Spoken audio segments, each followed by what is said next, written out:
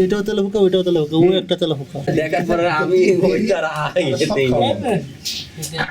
আজকে আসলে আমরা একটা তথ্য পাই যে আজকে কিছু নাস্তা সরবরাহকালে সে নাস্তার লাড্ডুর মধ্যে পোকা পাওয়া যায়। পরবর্তীতে আমরা যখন খোঁজ নিই আমরা জানতে পেরেছি যে লাড্ডুটা এই কাশফুল মিষ্টি নামক একটা প্রতিষ্ঠান থেকে নেওয়া হয়েছিল।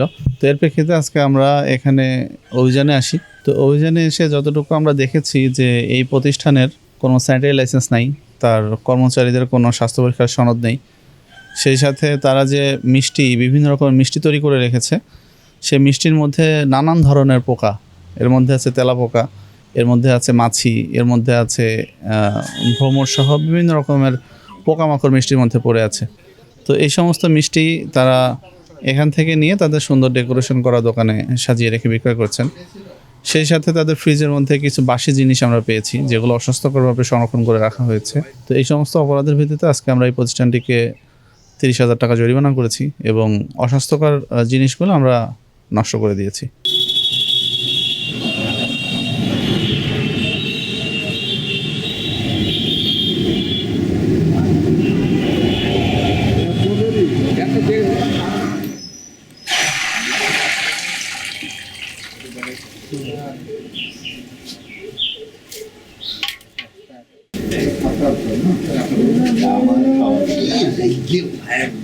আপনারা থাকেন না?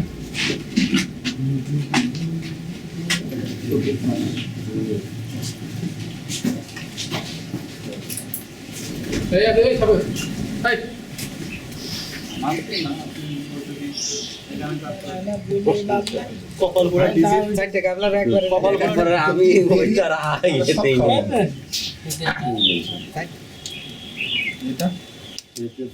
রেজিস্ট্রেশন পারমিশনের জন্য কাগজপত্র জমা দিয়েছি। শুধু ট্রেড লাইসেন্সে খাবার তৈরি চলে, খাবারের প্রতিষ্ঠান প্রত্যেকের স্বাস্থ্য।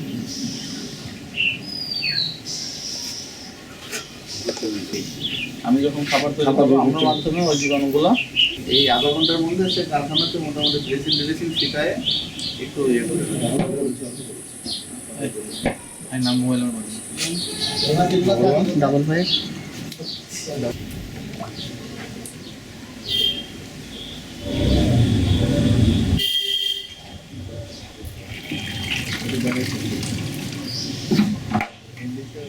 আমরা এসে দেখি পরিষ্কারের কাজ চলতেছিল অনেকটা, সব ক্লিয়ার করে। হ্যাঁ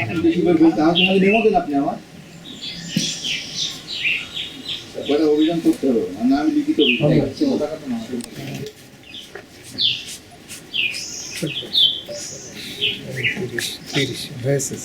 আর বলেন